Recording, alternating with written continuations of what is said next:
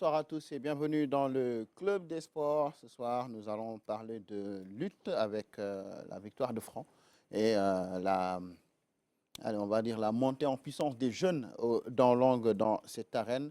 Mais nous allons également parler d'un autre phénomène qui continue de s'aggraver, si on peut dire comme ça, puisqu'il s'agit de la violence autour des événements sportifs, particulièrement de la lutte, avec tous les événements qui se sont produits à la fin du combat qui a opposé donc Franc à Ama Baldé. Avec moi sur ce plateau, Aaron Adem, bonsoir. Bonsoir Tierno.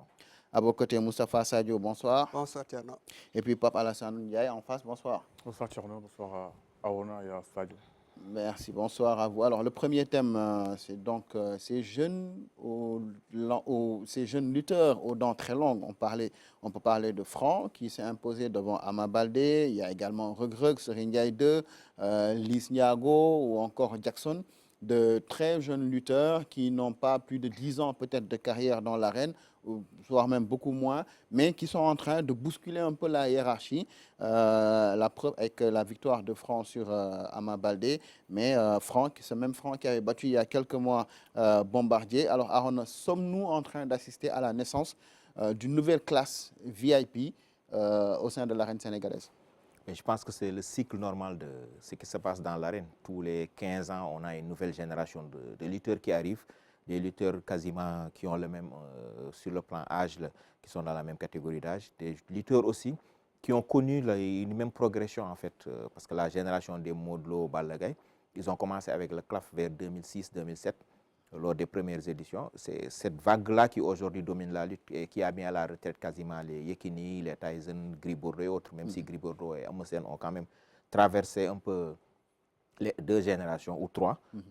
Donc cette nouvelle vague de lutteurs qui a fait ses classes dans la lutte sans frappe. Parce que tous ces lutteurs dont on parle, que ce soit Khadim Ndiaye 2, Franc, Reug, Ordinateur, Liss Ndiago, c'est des jeunes qu'on a découvert qu'il y a quelques années en arrière dans la lutte sans frappe, dans les Mbapat en quelque sorte.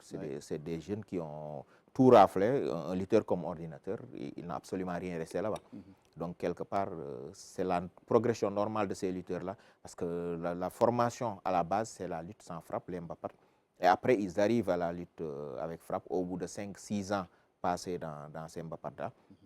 Et à ce niveau, on voit qu'il y a une nouvelle vague de lutteurs. Vous avez cité Franc, on parle de Reug, Serigne Ndiaye, Liss Ndiago et d'autres aussi. Parce que je pense que même des lutteurs comme Zarko peuvent rejoindre cette catégorie de nouveaux, en tout cas futurs, entre guillemets, terreurs de l'arène. Parce que c'est des lutteurs qui, habituellement, quand ils ont des combats, déjà ils mobilisent des foules, ça c'est important, parce que c'est un facteur très important pour la lutte, pour les promoteurs particulièrement, qui mettent leur sous dans ces combats-là, et qui, quand on leur donne la chance chez les jeunes, arrivent à s'imposer. Franc, ça fait 5-6 ans qu'on le voit, pas plus, environ de 2001 jusqu'à présent, on le voit dans la lutte avec frappe. Il y a 14 combats. 2021 jusqu'à présent. Sur ces 14 combats, c'est 14 victoires. Donc, quelque part, il a tracé son sillon. Et nécessairement, ceux qui sont au-dessus dans la hiérarchie devront jeter un regard parce qu'ils sont obligés de leur donner leur chance. Ce que fait Modou Lô, par exemple, aucun roi des arènes n'a accepté de le faire jusqu'ici. Ils luttaient entre eux, il y avait généralement un cercle de 3-4 VIP qui, le titre de roi des arènes tournait entre eux, ils luttaient entre eux. Aujourd'hui, lui, il redescend. Il a affronté ces grands-là, entre guillemets, ces VIP de l'arène, que ce soit Balla Gaye de Eumeu Sène. Et puis derrière, il donne sa chance à des jeunes. Il a donné la chance à Ama, il a donné la chance plus récemment à un autre lutteur de Pékin. Non, oui, mais avant donc, quelque part, il y a une sorte de reconfiguration que lui-même, il impose aux anciens. Parce qu'eux aussi, ils sont obligés. Un Balla Gaye aujourd'hui, il est obligé de prendre les plus jeunes. Parce qu'il a envie peut-être d'en découdre de nouveau avec Modou Lô, mais Modou Lô ne lui tend pas la perche. Et donc, ce sont ces jeunes lutteurs-là, ces Reug ou Serigne Ndiaye, qui seront peut-être probablement ses futurs adversaires, étant donné que Franc et de Parcelles, je ne les vois pas de toute façon s'affronter. Et d'ailleurs, vous avez vu le camp de Franc aujourd'hui dire que ce qui les intéresse, justement, ce n'est pas Eumeu Sène ou quelqu'un d'autre, c'est tout simplement Balla Gaye. Parce qu'ils veulent se servir de lui comme tremplin, comme marchepied. Si jamais il bat Balla Gaye, ça lui donnera la légitimité de vouloir aussi se frotter à tous les VIP, ou en tout cas les VIP en fin de carrière qui sont là. Et s'il les terrasse, ben, forcément, il deviendra, là, comme je l'ai dit au début, une terreur de l'arène. Et il faudra prêter attention à Franc, prêter attention à Reug et Serigne Ndiaye. C'est des lutteurs qui ont quand même de l'avenir. Ouais. Et ce qu'on remarque avec cette jeune génération, on l'a dit, il y a la mobilisation. Et on a même remarqué que pour certains sont capables de mobiliser mieux, plus que certains ténors qui sont là, comme Lac de Guiers 2 ou Tapha Tine, ou, voilà, qui peinent un peu à mobiliser. Et c'est donc à la fois le talent et cette popularité qui font qu'ils s'imposent aujourd'hui, quoi qu'il arrive, comme de nouveaux VIP. S'il n'avait pas, on va dire, cette masse de supporters derrière lui, je pense que Siteu n'aurait jamais eu sa chance devant Modou Lo. Ouais. Parce que tout simplement, cette masse-là lui a permis vraiment d'être crédible aux yeux des promoteurs, de se dire au moins on va s'en sortir financièrement parce qu'il va mobiliser toute la banlieue de Diamaguène, Yeumbeul et tout ça. Donc je pense que ça fait partie de l'équation, même s'ils ont quand même fait leurs preuves également et qu'on a vraiment un essoufflement de ceux qui sont devant, de Eumeu Sène, qui a des résultats en dents de scie, de Bombardier qui est clairement en retrait, de Balla Gaye également en dents de scie, mais toujours là. Moi, je pense qu'il y a une génération qui a raté le coche. C'est la génération de Ama Baldé, de Boy Niang. En fait, c'était une génération qui était censée remplacer celle de Modou Lo et Balla Gaye. Ils ont eu leur chance et ne l'ont jamais saisie. D'ailleurs, Modou Lo a donné leur chance à ces deux-là et les a terrassés à plate couture. Donc, je pense que cette génération de Franc et de Reug Reug est beaucoup plus crédible, beaucoup plus dangereuse, peut-être plus talentueuse aussi. Et cette génération dont je parlais, on peut mettre aussi le petit frère de Balla Gaye dedans, qui a lui aussi, exactement, qui a raté des opportunités pour grimper en première division, en perdant des combats qu'il était censé remporter, on va dire, haut la main. Donc je pense que cette génération-là a réussi. Parce que quand on voit le palmarès de Franc déjà, c'est déjà assez effrayant avec Bombardier dans son escarcelle. Quelqu'un qui a battu son chef de file. Bombardier a battu Modou Lo. Il a également accroché donc Ama Baldé, qui était devant Modou Lo il n'y a pas si longtemps et qui était censé être un futur roi des arènes. Mais là, il est en perte de vitesse et je pense que Serigne Ndiaye 2 a cette chance aussi d'être, on va dire, peut-être le successeur de Fass. Parce que Fass a attendu Gris Bordeaux. Il n'a jamais été présent au rendez-vous. Ça fait 10 ans qu'il n'a pas gagné un combat. Et Fass est incontournable dans l'arène. Et enfin, peut-être qu'ils vont prendre avec Serigne Ndiaye 2 qui a quand même remporté le trophée ANPS de meilleur lutteur sans frappe il y a 2 ans, en faisant une saison extraordinaire en 2021-2022. Et je pense que c'est ça la particularité de ces lutteurs-là dont tu parles, c'est qu'ils ont vraiment excellé dans la lutte sans frappe. C'est des lutteurs qui sont capables de gagner 50 combats dans l'année, parce qu'ils font beaucoup de tournois de lutte sans frappe. Et dans les tournois, pour arriver en finale, il faut gagner 5 à 6 combats avant d'arriver en finale. Et donc, je pense que c'est ça leur particularité, même si on sait que Boy Niang et Ama Baldé également sont passés également par la lutte sans frappe. Mais eux, ils ont en plus de ça la hype derrière eux. Et je pense que même si Modou Lo ne sera jamais un adversaire de Franc, mais certainement qu'après, d'ici 2 ans, lui-même va se retirer de l'arène, parce que c'était même dans les tuyaux dès cette saison qu'il arrête la lutte, au moins qu'il prenne une pause. Et il y aura forcément une opportunité pour Franc avec un titre vacant. Mais je ne pense pas que Franc devra aller le chercher des mains de quelqu'un qui est peut-être son chef de file. Ouais.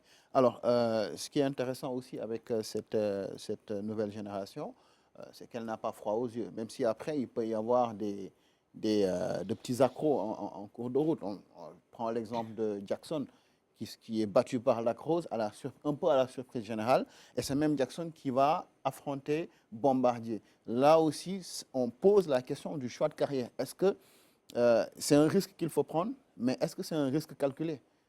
perdre devant Lacrosse et devoir affronter derrière Bombardier. Justement, moi, s'il y a quelque chose qui me dérange un peu dans le déroulement global de la lutte sénégalaise, de l'arène de la lutte avec frappe, c'est qu'en fait, il n'y a plus cette notion de logique dans les combats.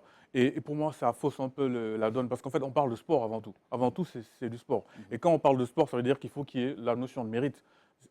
Si on prend un autre sport, je veux dire, c'est pas parce que tu as plus de supporters que tu as le droit de sauter des étapes pour aller rencontrer des lutteurs qui sont déjà des VIP, des ténors, alors que d'autres personnes qui sont peut-être plus forts que toi n'arrivent pas à accéder à ça. Donc je veux dire, c'est un peu injuste. Quand je vois des lutteurs comme Quench de Bargny, qui pour moi n'a rien à envier à la plupart de ces lutteurs-là, mais qui n'ont pas peut-être pas, qui ne sont pas issus d'une banlieue ou bien d'une base qui leur permet d'avoir autant de supporters qui n'ont pas de combat.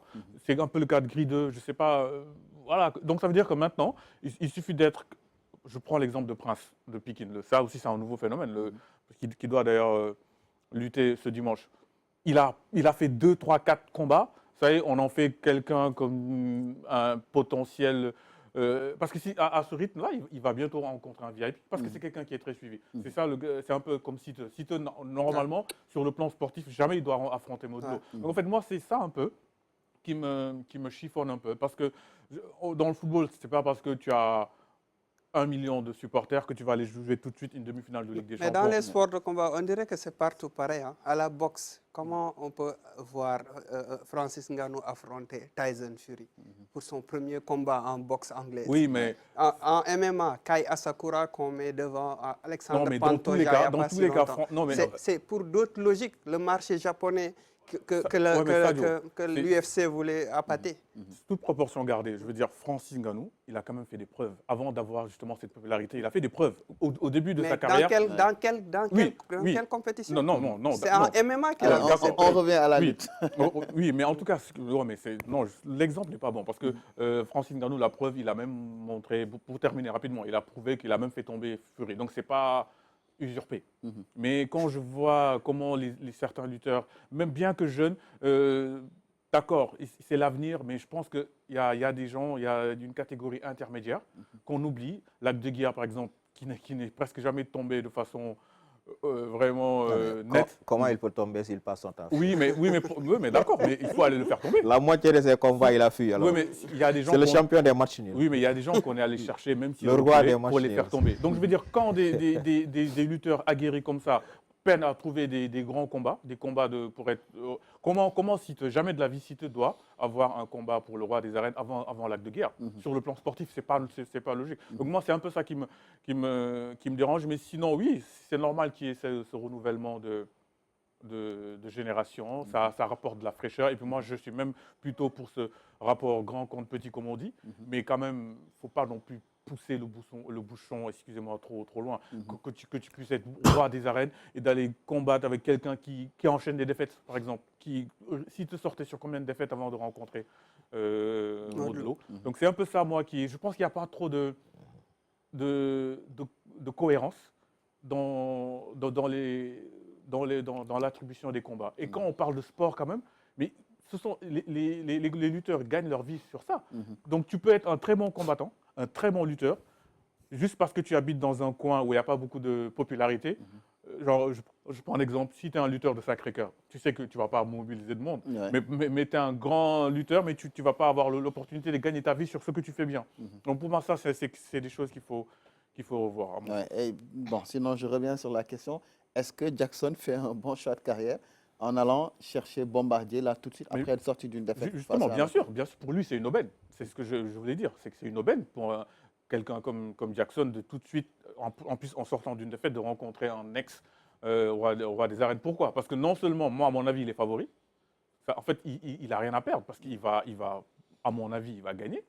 Il va battre Bombardier. Et après, quand tu bats Bombardier, qui peut te refuser dans l'arène? Donc pour moi, c'est un très bon choix. Justement, il a eu de la chance que Bombardier lui tende la main pour qu'il puisse lutter. Parce qu'il ne pouvait pas avoir mieux en sortant d'une défaite, de toute façon. Il est sorti d'une défaite contre Lacrosse. Tout de suite, on te donne 2-3 crans au-dessus de Lacrosse pour ensuite, pourquoi pas, rentrer immédiatement dans le cercle des VIP en cas de victoire. Donc pour moi, oui, c'est un très très bon choix de carrière de la part de Jackson, parce que pour moi, c'est même inespéré. Normalement, il aurait dû reculer. Mais là, il a avancé.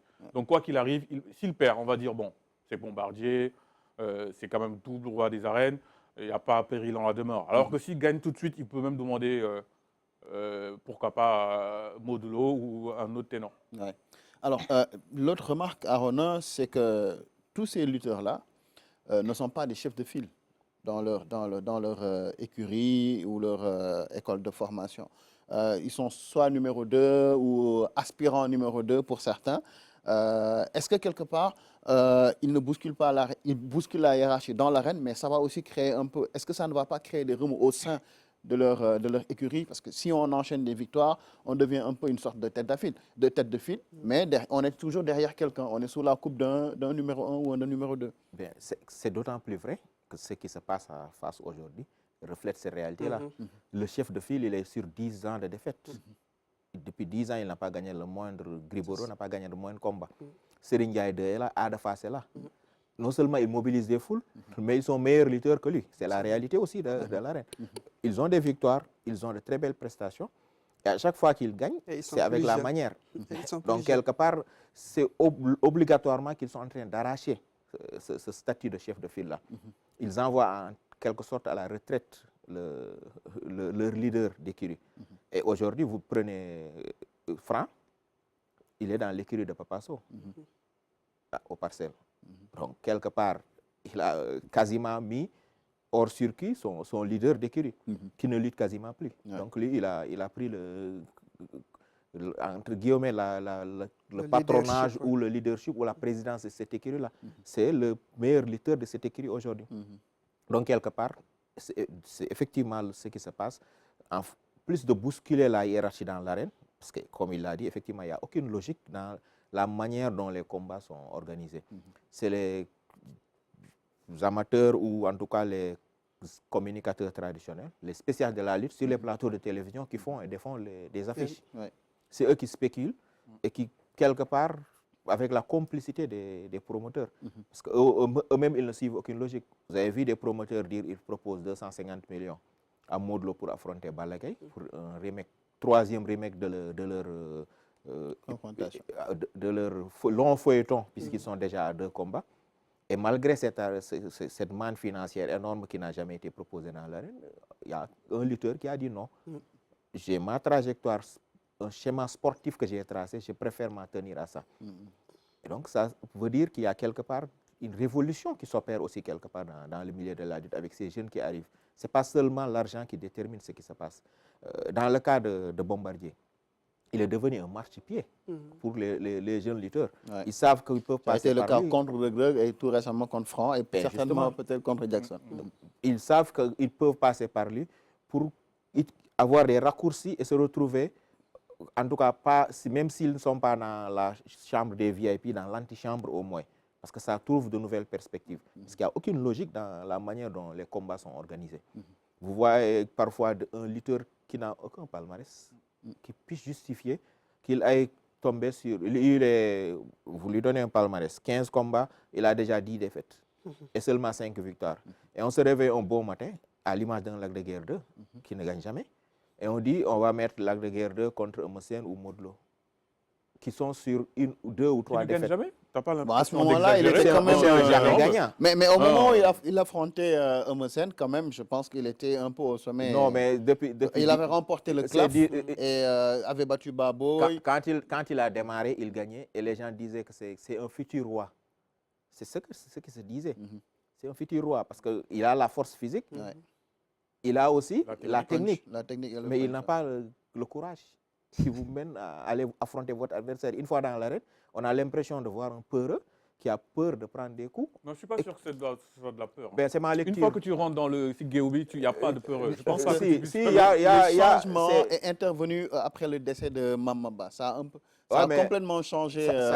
Mais sa manière de lutter, sa stratégie de lutte est une mauvaise stratégie parce que depuis qu'il a adopté, il ne gagne plus. C'est la réalité. Est-ce qu'il perd tant que ça aussi? Mais personne ne veut l'affronter parce qu'il passe son temps à fuir. Donc, vous n'avez aucune chance de vous recroiser. La lutte, c'est un sport de contact. Vous ne pouvez pas dire que vous êtes lutteur. Vous allez dans l'arène, votre adversaire n'arrive pas à vous... Vous vous souvenez d'un combat extrêmement célèbre. J'étais à Dembo Diop. Moustapha Gueye, Yekini. On a eu l'impression de voir Amin Baketiam qui courait Ouais, 400 mais mètres. ça, C'est extrêmement oui, grave. l'acte que des leaders- l'acte de guerre ne fait pas ça. Il ne faut pas exagérer. Il ne fait pas Il ça. n'est pas loin n'a de ça. Hein. Ah, Il n'est pas non, très loin de non, ça. C'est pas pour Bon, rien. allez, En fait, on le laisse pour en terminer. revenir justement à cette reconfiguration, elle est effectivement dans l'arène par rapport à ceux qui étaient là et qui sont poussés vers la sortie. Mais dans les écuries aussi, il s'opère une révolution. Aujourd'hui, Serigne Ndiaye et Ada Fass vont pousser le troisième tigre de papier de face à la sortie. Et à côté, vous allez voir dans d'autres écuries aussi, il y a des jeunes qui arrivent, qui vont pousser les anciens à la porte. S'ils ne veulent pas partir, ils vont être... Vous voyez Bombardier toujours là. C'est parce que dans son écurie, il n'y a quasiment pas, Il n'y a pas de il y a relève, personne. quoi. Ndakaro a disparu en même temps que Il a perdu Yekini. Assurance, il a perdu beaucoup de lutteurs. Parce qui que auraient la plupart du potentiellement temps, il y a des conflits internes qui font que les jeunes lutteurs qui sont là, qui sont les seconds couteaux, qui peuvent demain être les champions de cette écurie-là, Quitte, rejoignent d'autres partent écuries. avant même que ça n'arrive. Le cas le plus patent, c'est l'Yekini Ndakaro. Il y avait des Yekini juniors là-bas. On a vu des Maligna ici, qui sont d'excellents lutteurs. Partir à un moment donné, et après, c'est des écuries qui s'éteignent en quelque sorte parce qu'il n'y a plus de leaders. Et ils sont dans les petits combats. Il y a beaucoup de combats. Les gens, contrairement à ce qu'on pense, les VIP, ils ne représentent pas 10 ou 15% des lutteurs. Malheureusement, c'est eux qui acquièrent 90% des cachets. Parce que pour avoir fréquenté de jeunes lutteurs, il y a un moment où on donnait 200 000 francs, 100 000 francs de cachet pour les premiers combats l'après-midi, les combats de 16 heures qui agrémentent un peu là et qui sont souvent meilleurs que le grand combat. Mais c'est des lutteurs qui, aujourd'hui, peut-être les cachets ont un peu grimpé en quelque sorte, mais c'est d'excellents lutteurs. Et c'est pourquoi d'ailleurs les gens font leur trou dans les mbapat, dans la lutte traditionnelle, où ils écument les tournois. À Dakar, vous avez parfois des mises qui peuvent atteindre 2-3 millions. Dans les régions, avant c'était des bœufs, des moutons et tout ce qu'on en nature en quelque sorte, plus de petites enveloppes. Mais aujourd'hui, il y a beaucoup de lutteurs qui font leur trou là-bas parce qu'ils gagnent énormément d'argent. Ça commence à devenir rentable.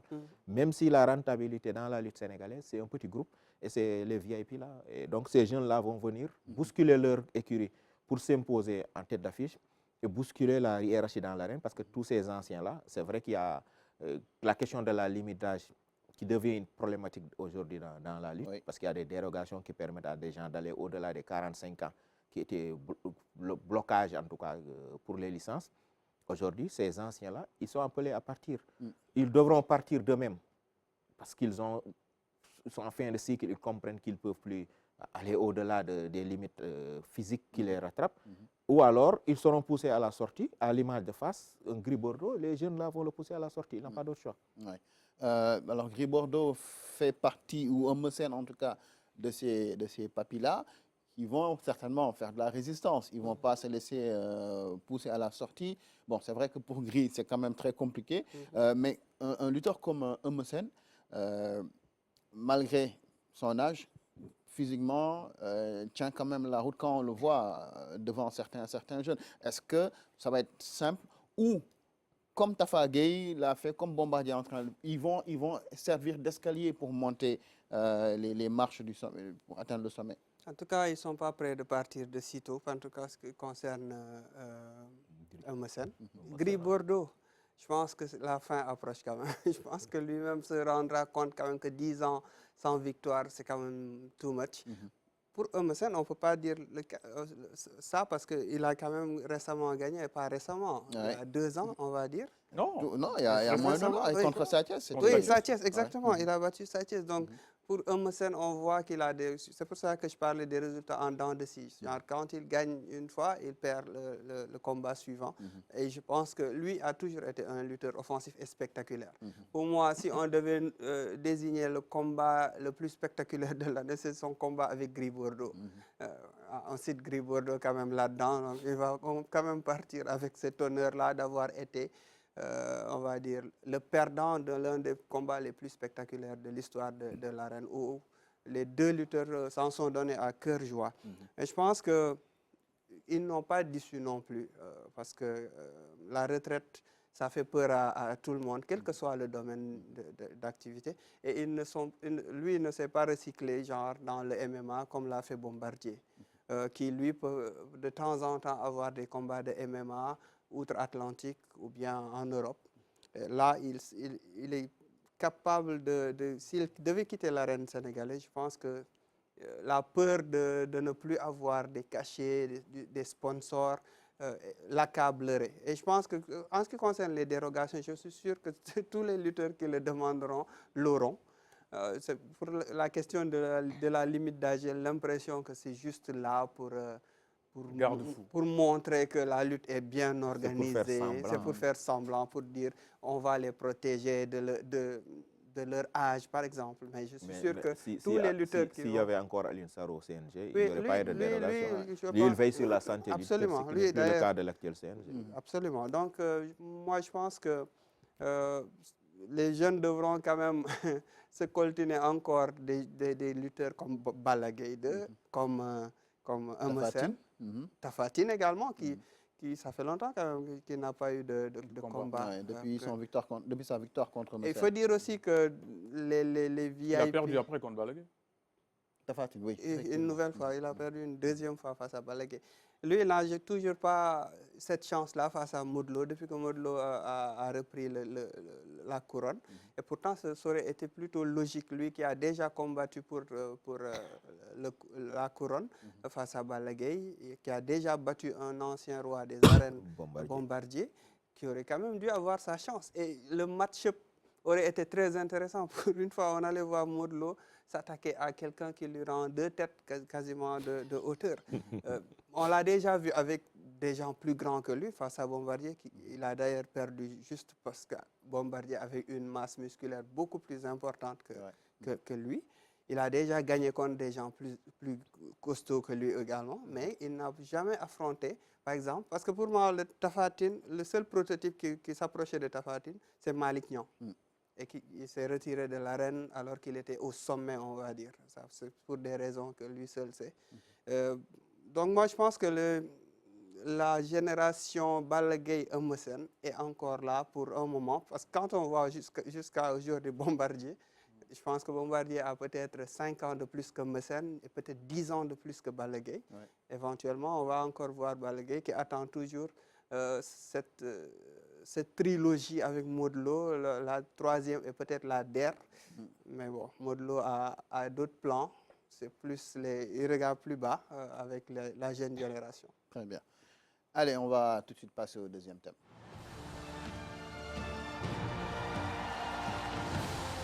Alors, le deuxième thème de ce club des sports reste quand même un peu autour de l'arène, puisque vous l'avez vu lors du combat qui a opposé Ama Baldé à Franc, un combat remporté par Franc, je le rappelle, il y a eu de graves scènes de violence qui ont même abouti à la mort d'une personne, et ce qui a reposé le débat de la violence autour de l'arène, autour du sport, mais principalement de la lutte, puisque c'est la lutte qui est concernée.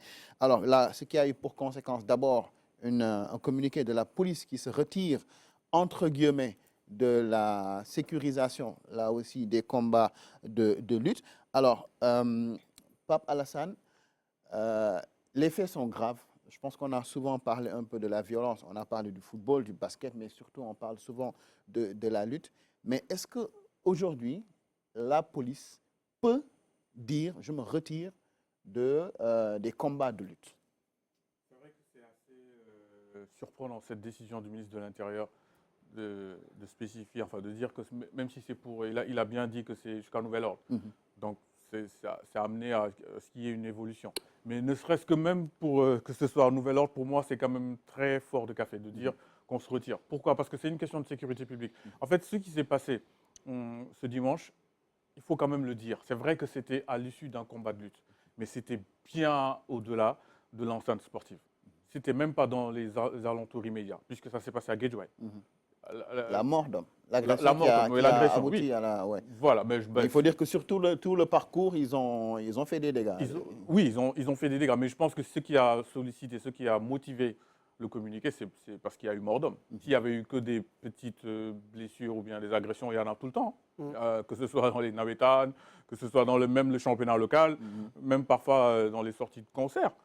Donc, je trouve quand même que c'est un peu trop utilisé, enfin, pointer du doigt la lutte comme étant un bouc émissaire. Parce que là, vraiment, je ne vois pas qu'est-ce que le CNG peut faire de plus que de faire en sorte qu'il y ait la sécurité jusque dans les alentours directs, ne serait-ce qu'au moins 1 kilomètre jusqu'après la sortie du stade. Mais après, s'il y a des cervelés qui utilisent ça comme prétexte, parce que pour moi, c'est juste un prétexte. Ce n'est pas parce que ce sont pas des gens qui ont payé leur argent pour rentrer dans le stade. Ce n'est pas forcément des amateurs de lutte, c'est juste des malfrats, des bandits qui profitent du monde pour agresser les gens. Ça aurait pu être une toute autre discipline, ça aurait pu être la même chose. Donc pour moi, je trouve que c'est un peu trop, même si je ne suis pas en train de dire que la lutte n'a pas sa part de responsabilité, parce qu'il y a également eu des échauffourées, effectivement, entre supporters, notamment dans le cortège de Franc, lorsqu'il a quitté son domicile pour venir, il a été attaqué. Ça, c'est par des supporters de Guédiawaye qui voulaient peut-être l'intimider avant ce combat. Donc bien sûr, il y a des choses à revoir. Mais de là à dire qu'on se retire carrément de la sécurité, parce que ça, ce qui s'est passé, pour moi, c'est même pas, je veux dire, c'est du ressort direct de la police que d'assurer la sécurité des riverains de là où ça s'est passé. Ensuite, ce que je voulais ajouter également, c'est que, bon, la lutte, j'ai vu tout à l'heure la sortie du porte-parole du CNG, Malik Kandi, qui disait qu'en fait, ils sont prêts, notamment, ils ont pris la décision, ils vont le proposer au ministère de l'Intérieur de faire en sorte que les combats se terminent beaucoup plus tôt. Ouais. Ça, ils Entre ont 16h et 19h. Ça, c'est quelque chose qui est de leur ressort. Mais en ce qui concerne les agressions, au-delà de la zone de limitation, je trouve que c'est un peu trop, c'est dur de faire porter le chapeau uniquement au CNG et au monde de la lutte. Ça, c'est mon sentiment. Ouais. Alors justement, Aaron, est-ce que finalement ce communiqué, ce n'était pas une façon de piquer un peu les CNG, les pousser à réagir? Parce que de toute façon, la police, la gendarmerie ne peuvent pas se retirer des questions de sécurité publique. Mais je pense qu'au fond, il n'a pas lu le communiqué de la police. J'ai l'impression, à l'écouter. Si, je l'ai lu. Mais la police ne met pas en avant la mort d'homme, en réalité. C'est l'une des conséquences de l'incurie du CNG que précise la police. La police indexe le laxisme du CNG. La police dit, on leur avait dit qu'on ferme les portes du stade parce qu'il y avait trop de billets vendus. C'est ça. Ouais. Entre 3 et 5 000 personnes détenteurs de billets devant le stade. Il faut préciser qu'il y a eu des effets échauffourées pendant que le combat, puisqu'il y a des supporters qui n'ont pas pu accéder à la règle. Ma question est la suivante. Est-ce qu'il y allait y avoir un communiqué? Moi, je suis convaincu que même s'il n'y avait pas eu cette mort d'homme, pour la première fois, depuis bien longtemps, la police a fermé les portes du stade pour empêcher les gens de rentrer. Ce n'était pas arrivé depuis je ne sais pas combien d'années dans ce pays-là. Parce que la police s'est rendue compte déjà la veille du combat, parce que vous savez qu'il y a toujours la répétition générale, la mise en place qui se tient le samedi. Ils ont averti qu'il y avait forcément plus de billets que de places disponibles. De leur constat, parce qu'ils ont leurs informations. Et ça, par contre, est-ce que ce n'est pas la faute du promoteur? C'est le CNG qui valide. Parce que quand la police a voulu fermer les portes du stade, le CNG n'a pas voulu. Et la police a forcé à fermer les portes du stade. Sans vouloir te couper, juste, je peux rajouter quelque chose par rapport à ce que tu viens de dire. Parce que j'ai vu également récemment, il y a quelques heures, la sortie de Baindiaï, qui est le promoteur qui a dit qu'ils n'ont pas vendu plus de tickets. Mais vous avez vu mais il ne va jamais l'admettre. Non, il ne va jamais l'admettre parce que le désordre, je suis désolé, des limitations qui ont fait qu'en fait, ces parties-là ne pouvaient pas être utilisées pour ça, parce qu'il fallait diviser les tribunes. Je suis désolé, si la police qui ont été mises en... Attendez, Alsan, si une autorité aussi importante que le ministre de l'Intérieur en arrive à dire « je décide de ne plus mettre des policiers dans l'organisation des combats de lutte », c'est parce qu'il a des informations extrêmement graves. Baindiaï ne va jamais l'accepter. Vous avez vu avant le combat des gens qui étaient détenteurs partout qui avaient leurs billets. Et moi, j'habite aux Parcelles. J'ai vu des gens qui avaient des billets, qui sont partis jusqu'au stade, qui sont rentrés, qui cherchaient quelque part pour regarder le combat parce qu'ils ne pouvaient pas entrer. Ils avaient acheté leurs billets. S'il dit qu'il n'y avait pas plus de billets que de places disponibles, c'est faux. C'est son argument qui est démenti même par la police. Parce que la police dit qu'il y a des gens qui étaient détenteurs de billets qui n'ont pas pu rentrer alors que le stade était plein. De deux choses l'une. Ou des gens sont rentrés sans ticket et le stade s'est rempli. Ceux qui sont titulaires des tickets n'ont pas pu rentrer. Et j'en doute là. Personne ne va rentrer au stade s'il n'a pas un billet. Ou alors, on a mis plus de billets en vente. Vous savez, le football l'a connu. Lors de Sénégal-Togo en 2005, ici au stade Léopold Senghor. Et tout récemment, En On a 2017, vendu l'Afrobasket, pour un match, ici pour un stade de 60 000 places. Marius Il y avait Diamniadio. au moins 10 à 15 000 personnes qui étaient à l'extérieur qui avaient des billets. Et à l'époque, au sortir de cet incident de Sénégal-Togo, le football a réglé ce problème-là. Aujourd'hui, la lutte est confrontée. Ce n'est pas nouveau. C'est récurrent dans la lutte que des gens arrivent au stade et on peine à rentrer dans le stade. Les délégations officielles qui étaient là-bas, escortées et tout, là, c'était le drapeau du COJER, n'est-ce pas? Ils ont mis 1 heure entre l'autoroute EDK là, et l'entrée du stade, alors qu'ils étaient escortés par la police et la gendarmerie, parce qu'il n'y avait pas de passage pour accéder au stade. Là, tu es en train de m'expliquer, c'est à cause du fait qu'on ait vendu plus de billets que de C'est ce que places. la police a expliqué. C'est ce qui est dans le communiqué de la police. Je te dire, moi, en tout cas, Ouais, les mais informations, c'est pas ça qui a motivé les la- informations dont je dispose, il y a 2 choses. Il y a effectivement ces actes de violence, mais il y a le fait que la police a dit, redit et rappelé à l'ordre le CNG et les promoteurs N fois. Ils ont pris des engagements qu'ils n'ont jamais respectés. Et la police leur a dit la dernière fois, en réunion de coordination de sécurité, on ne peut plus continuer comme ça. Ou vous mettez de l'ordre, ou nous, on prend nos responsabilités. Et aujourd'hui, la police prend ses responsabilités. Parce que si la police dit, je n'assure pas la sécurité des combats, qui va organiser un combat? Ça veut dire que de facto, le ministre de l'Intérieur a suspendu le déroulement des combats de lutte. Parce que sans service d'ordre, parce il n'y que a pas de... le CNG n'assume pas sa Mais responsabilité. pourquoi ne pas dire alors on arrête? Je ne comprends pas en fait. Mais non, il a parlé d'un arrêt temporaire. C'est juste parce qu'il veut qu'on mette de l'ordre. Là, ça oblige les gens à venir s'asseoir. Pourquoi? Vous avez vu ici, il y a un combat de lutte. Aziz Ndiaye a fait une sortie parce qu'il y a un arrêté. Les gens oublient une chose. Il y a un arrêté du préfet de Pikine, comme du préfet de Guédiawaye et d'autres autorités administratives qui disent qu'au-delà de 21 h, les forces de l'ordre n'ont plus le droit d'être dans les stades. Ils doivent quitter, les compétitions doivent se terminer avant 21 h. Les compétitions sportives, ça fait 2 ou 3 ans que ces arrêtés n'ont pas été rapportés. Ils n'ont pas été rapportés, ils sont toujours en vigueur. Et ces préfets-là, ils dépendent du ministre de l'Intérieur. Aujourd'hui, la police dit aux organisateurs de combats de lutte, débrouillez-vous pour que les combats se terminent tôt. Débrouillez-vous pour vendre un nombre de places qui ne remplissent pas à 100% le stade. C'est ça qu'ils ont appelé la jauge. Si c'est un stade de 20 000 places, vous n'avez pas le droit de faire plus de 18 000 tickets. Vous devez laisser une marge parce qu'il y a des gens qui viennent accompagner, des accompagnateurs, la sécurité, et d'autres personnes qui viennent qui n'ont pas de tickets. Et même La parfois jauge une n'a zone pas... tampon au niveau des tribunes. La jauge n'a pas été respectée. La jauge n'a pas été respectée. Les engagements du CNG sur les horaires n'ont pas été respectés. Les engagements des promoteurs et des lutteurs sur, parce qu'ils épinglent aussi ces lutteurs, les itinéraires. Parce que normalement, Franc ne devait même pas passer par Guédiawaye pour aller au stade. Il devait prendre l'autoroute pour éviter les incidents. Les bagarres qu'il y a eu à Golfe Sud, à la cité à l'UNC ou autre la nuit, après le combat. Pourquoi? Parce qu'au moment où les gens partaient au stade, ils ont été caillassés par des jeunes de Guédiawaye. Ils ont dit, on part, au retour, on va vous régler votre compte. Et au retour, ils ont cassé tout ce qu'ils ont trouvé sur le passage. Les agresseurs, comme tu as dit, en profitent pour aussi dicter leur loi. Mais tout simplement parce que ni le promoteur, ni le CNG n'ont respecté les engagements qu'ils ont pris et la police en tire les conséquences. On vous parle, on s'accorde sur quelque chose, vous refusez de vous plier aux mesures de sécurité édictées, vous refusez de faire en sorte qu'on évite les violences et qu'on évite le désordre dans l'arène, mais allez-y, organisez vos combats, nous on ne s'en mêle plus, parce que tout le monde met en cause la police, parce qu'effectivement il y a une grande insécurité, ce n'est pas simplement un problème de combat de lutte, même en dehors des combats, les gens se font agresser. Mais là, quand il y a des combats de lutte, aujourd'hui on en est arrivé à un stade où quand il y a un grand combat de lutte de dimanche, les Dakarois sont terrorisés. On vous dit, n'allez pas vers n'utilisez pas l'autoroute, n'allez pas vers Guédiawaye, n'allez pas vers Pikine, n'allez pas dans les environs. Mais on n'est pas dans un pays en guerre pour qu'on nous interdise certains quartiers de ce pays-là. Et vous avez entendu, pour l'horaire, pour en finir sur ce point-là, il y a quelques mois, avec l'ancien président du CNG, on avait dit que les grands combats doivent démarrer avant 20 h.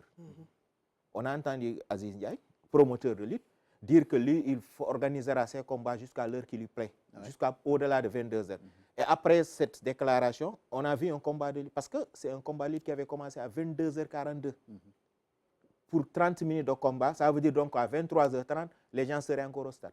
Vous imaginez quelle insécurité on installe. Non seulement pour ceux qui sont là-bas, après, pour ceux qui, quand ils vont rentrer, les quartiers où ils traversent, ou les gens qui vaquent à leurs occupations, qui se font agresser à coups de couteau, à coups de sabre, de bâton et tout. Vous n'osez même plus rouler en scooter dans les environs de l'arène nationale aujourd'hui, même quand il n'y a pas combat.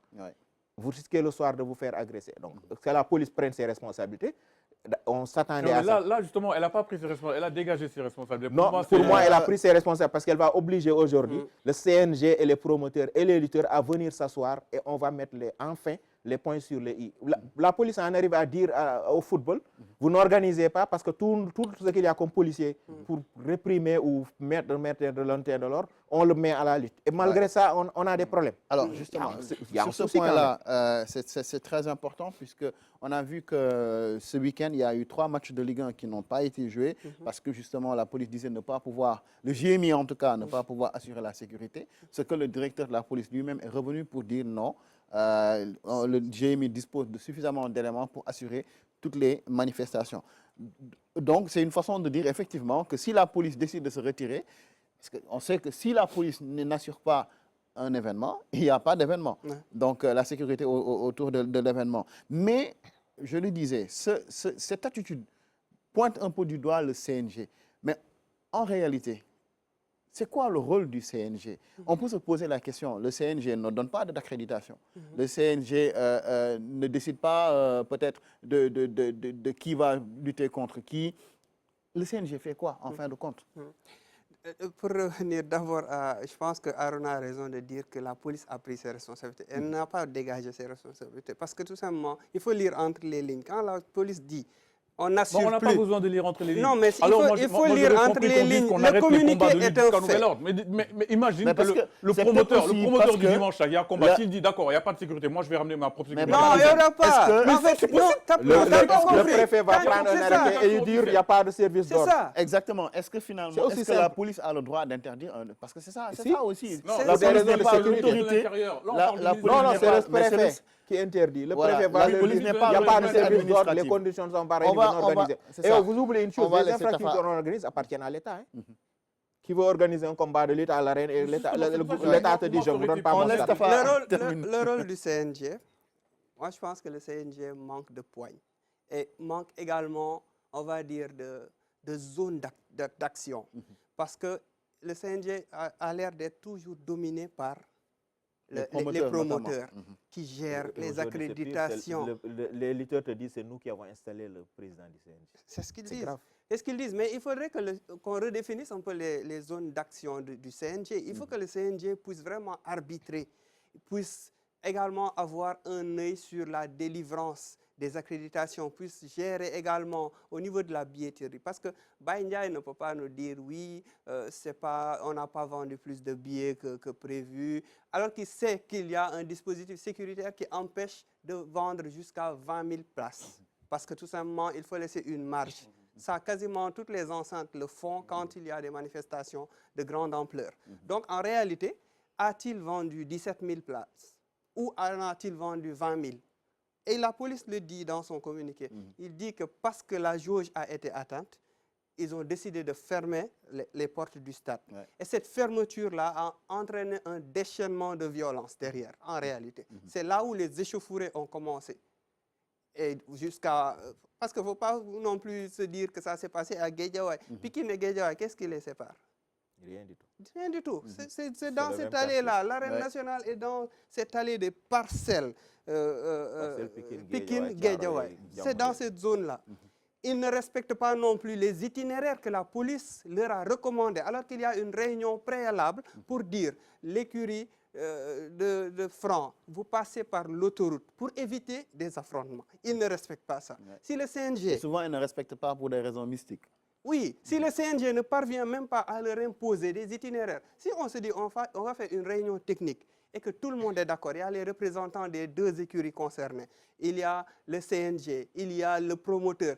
Ils sont là dans les plateaux télé pour dire non, la sécurité va bien se passer, la police va nous délivrer 1500, 2000 policiers, on a l'assurance de la... Oui, vous savez pourquoi on n'arrive pas à organiser les matchs de Ligue 1 dans cette même période-là? Parce qu'on donne plus de forces de l'ordre pour la lutte Mais en match de football, c'est ça. les 2 matchs reportés à Dakar, Rufisque et Grand Yoff, c'est 40 policiers, 20 par stade. Pour ce combat de lutte, la police a mobilisé plus de 500 éléments. c'est normal. La gendarmerie a mobilisé plus de Avant, 300. C'est on quasiment n'en avait 1000 pas besoin éléments d'autant. des forces de l'ordre Mais qu'on parce qu'il y a plus mobilise. de monde dans une C'est arène, quasiment il y a un l'effectif combat qu'on que met dans pour un un stade match de de foot. football Non. de l'équipe Non, nationale. pas là. du tout. m'a arrêté. Non, Ben pas du oui, tout. avant Quel à Dembo Tu Diop, on ne parles- mobilisait pas autant de Toi, forces de non, l'ordre. mais- Toi, non, tu mais- parles, non. toi, Avec tu parles 250 des petits policiers, là. stades qui sont peut-être là.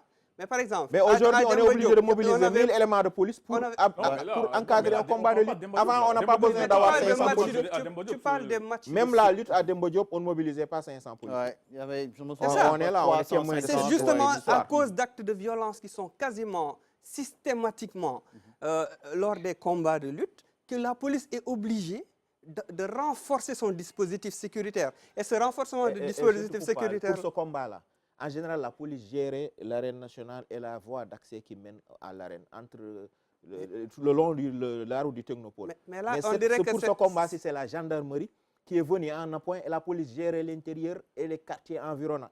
Parce que les gens étaient conscients du risque de violence. Ils ont mis un dispositif de sécurité exceptionnel qui finalement, au bout du compte, n'a servi à rien parce que tout simplement, on a vendu plus de billets que de places disponibles c'est ça. et on n'a pas respecté la programmation en termes de déplacement pour encadrer les foules. En Par réalité- contre, là, non, mais c'est Tiens, pas. tout. On va vous redonner la parole. On laisse ta En part réalité, terminer, après je vous oui, redonne la je parole. termine rapidement. En réalité, moi je pense qu'il y a un problème quand même. Ce n'est pas pour stigmatiser la lutte, mais il y a un problème autour de l'environnement de la lutte. Ce qui offre justement une opportunité aux malfrats Voilà. de venir sévir. Mais il faudrait assainir justement ça. Quand la police prend cette décision-là, c'est pour leur dire, organisez-vous d'abord, respectez ce qu'on se dit en réunion technique en ce qui concerne les dispositifs sécuritaires. Si vous parvenez à faire ça, on va faire notre part aussi. Parce qu'il ne faut pas... En fait, faire le mal est plus facile que faire du bien. Donc je veux dire par là que la police ne peut pas encadrer on va dire, des échauffourées dues à des manquements d'abord du CNG, parce qu'on le met sur le dos du CNG, parce qu'on va dire que c'est l'organe qui régule. Ouais. C'est l'organe qui l'interlocuteur de régule. l'État. Si vous respectez ça, je pense que la police peut gérer le reste. C'est-à-dire qu'on n'aurait pas d'échauffourées dues à des gens qui ont des billets et qui ne sont pas rentrés. On sait combien les billets sont chers aujourd'hui pour assister à des combats de lutte. Je comprends la colère des gens, mais je veux dire par là, si on avait respecté ça au préalable, on aurait au moins pas eu des échauffourées à cause de ces manquements-là. Ouais. En ce qui concerne les agressions, Pape Alassane a raison, les agressions, il y en a toujours, et pas seulement autour de la lutte, mais dans d'autres manifestations sportives et culturelles. Bon, après, il y a quand même un phénomène qu'on voit, parce que ce n'est pas 2 ou 3 agresseurs, c'est des masses, c'est ce qu'on appelle le sumol. Et souvent, on y trouve des jeunes, souvent qui agissent, parce qu'ils sont contaminés par la violence qu'ils voient sous leurs yeux.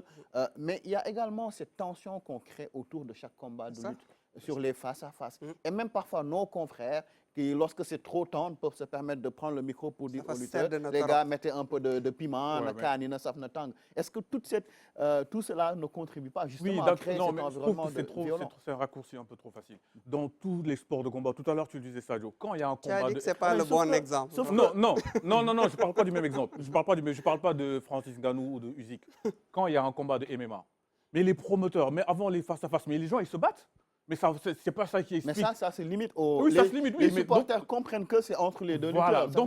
donc c'est une question... Est-ce qu'ils ne sont pas encouragés par les journalistes aussi? Non, c'est peut-être pas encouragé par les plus de journalistes. la Mais ça, c'est pas les simulation journalistes qu'autre déjà. Ça, c'est pas assez des Là-bas, c'est de la simulation. Là, c'est la réalité. Oui, mais donc les ça, supporters ne comprennent mais pas. donc ça, c'est un problème dire. de discipline personnelle. En fait, je veux dire, c'est une question même de... C'est même presque culturel, j'ai envie de dire. Parce que là, en fait, le Sénégalais est violent, naturellement. Ça, c'est des prétextes de dire oui, c'est parce que... Moi, je ne pense pas que c'est parce que... Il n'était pas violent, Je ne pense pas que c'est parce que Bourguewel ou bien Fadam, ils ont mis un peu le feu aux poudres que c'est ça qui a fait qu'il y a des simoles. Ça n'a rien à voir. C'est parce qu'eux, ils attendent. Ils cochent la date. Oui, le 16 février, on aura l'opportunité d'agresser des personnes par A ou par B. Ça n'a rien à voir. Parce que quand moi, j'ai vu des images de personnes j'ai vu une dame qui s'est fait, on a vu sur les images, qui s'est fait arracher son téléphone. Elle était devant sa porte. Mais qu'est-ce que le CNG peut y faire? Sincèrement, qu'on se dise la vérité. Qu'est-ce que le CNG peut faire en sorte que des gens qui sont en groupe, de façon très lâche, parce qu'ils veulent faire en sorte qu'on ne saurait pas qui a pris quoi, ils sont en groupe, ils se promènent dans des rues, dans des quartiers qui sont très éloignés de l'arène, rentrent dans des quartiers pour arracher le téléphone des gens. Mais ça, même la police a du mal à régler ça, donc encore moins le CNG. Donc moi je ne dis pas qu'il n'y a pas une part de responsabilité. Mais je trouve que c'est quand même un peu trop exagéré de tout mettre sur le dos de la lutte. Parce qu'en fait, ça, pour moi, c'est le banditisme qui est le premier problème. Il y a du banditisme. Il y a parce que même les agressions, Aruna, comme par hasard, je me rappelle un jour, j'étais dans ta voiture, tu m'as raconté une dame qui s'est fait arracher le bras. À coups de sabre. À coups de sabre, dans un lieu, je ne me rappelle plus exactement, mais ça n'avait rien à voir avec l'arène nationale. Mais c'était vraiment à des dizaines de kilomètres. Mais ça, le CNG n'y peut rien. Et pourtant, on va accuser la lutte. On va accuser la lutte parce que oui, mais c'est parce qu'en fait, c'est la lutte qui fait en sorte que les agresseurs choisissent les dates de lutte pour faire ce qu'ils doivent faire. Et ça, on ne peut pas tout imputer quand même au CNG ni aux promoteurs. Donc pour moi, c'est pour ça que je dis que la police doit jouer son rôle et ne pas se cacher derrière. Qu'est-ce que la police impute au CNG? C'est de respecter l'heure de combat, c'est de respecter la jauge, et c'est de respecter l'itinéraire. C'est tout ce qu'on leur... D'accord, c'est pour ça que je dis qu'ils respectent ça, après on verra pour la suite. C'est pour ça que je dis que la lutte n'est pas toute blanche, elle n'est pas immaculée.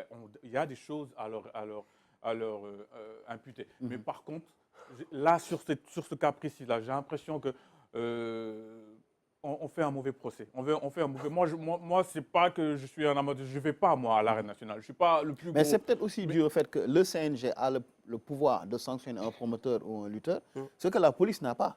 C'est peut-être là où il leur dit prenez vos responsabilités. Mais vous, le promoteur. Attendez, d'accord. Non, mais Aruna, laisse-moi terminer, s'il te plaît. Je veux dire, admettons. Il nous reste 2 minutes. Admettons que le CNG respecte à la lettre ce que la police lui demande, c'est-à-dire de faire en sorte que les combats se commencent très tôt. Admettons qu'un grand combat se termine à 18h30. D'accord. Vous pensez qu'il n'y aura pas d'agression parce que ça sera terminé à 18h30? Ah ben, au moins, il y aura moins d'agression. Le jour d'assurer la sécurité des passants, c'est peut-être ça aussi. Parce que le soir, quand il se fait tard, il est plus compliqué d'identifier les... qu'on a visionnées. C'était le jour, on est d'accord. C'était en plein jour. On est très d'accord. Donc en fait, pour moi, c'est des excuses qu'on essaie de trouver, oui, pour mettre un peu trouver un responsable. Je trouve que là, c'est une façon de faire en sorte que ce soit le CNG, le responsable, le premier responsable. Alors que pour moi, honnêtement, non. Honnêtement, c'est pas. Ça peut arriver dans un combat, dans un match de Nawetan. Ça arrive tout le temps. Oui. Ça arrive tout le temps. Même cette année, il y a eu mort d'homme également. Il y a eu des morts d'homme. Pourquoi on n'a pas arrêté? Non, mais moi, je trouve qu'on exagère Alors, avec la lutte. en 1 minute, parce que le temps est quasiment épuisé. Vous avez couvert la Coupe d'Afrique ou la Coupe du Monde. On voit que le dispositif de sécurité, en tout cas les routes qui mènent au stade, sont jalonnées, mais également des barrières. Est-ce que ce ne serait pas une solution également de tracer de petites voies avec des barrières jalonnées de policiers pour avoir l'œil sur qui vient, etc. Je veux dire, on cherche des solutions pour mettre fin à ce phénomène-là. Bien, je pense que la première règle sera de dire que celui qui n'a pas de billet, il ne se présente pas au stade. S'il se présente, on l'embarque. Ça peut déjà faire en sorte que les agresseurs, parce qu'ils ne rentrent pas au stade, ils sont dehors en scooter avec leur sabre et tout, ils attendent que ça se termine ou qu'ils voient quelqu'un de vulnérable, ils l'attaquent. Et sur un point, il a raison, c'est le dispositif qu'on met en place. Autour de l'arène, à l'intérieur de l'arène, il y a 1000 policiers. Il y a des effets fourrés, on les gaz, ils sont partis. Mais dans les quartiers, le malheur avec ces combats de lutte-là, c'est que les quartiers ne sont pas sécurisés. Moi, j'habite les Parcelles. En sortant à 16h pour aller aux Almadies et revenir, j'ai vu des gendarmes le long de l'autoroute jusqu'au vers l'aéroport. Je pensais que c'est lié au combat de lutte. C'est après que je me suis rendu compte que c'est le président de la République qui est rentré. La gendarmerie a mis un gros dispositif le long de l'autoroute. Après, au retour à 18h30, 19h, il n'y avait plus de gendarmes. Et à Padoua, les agresseurs étaient là à faire la loi. Sur au Grand HLM, Grand Yoff, Grand Médine, partout, vous voyez des jeunes qui font ce qu'ils veulent. Parce que aussi, la même manière que la police ou la gendarmerie se déploie quand il y a des émeutes ou quand il y a un risque sur la sécurité du pays, je pense que quand il y a ce genre de combat, quand un site qui est entouré de jeunes connus pour être très violents et qui agressent tout le monde sur la route Diamanguène jusqu'à l'arène, on dépouille tout le monde. Quand il y a ce genre de combat à risque, comme ce franc Ama, tout le monde savait que c'est un combat à risque.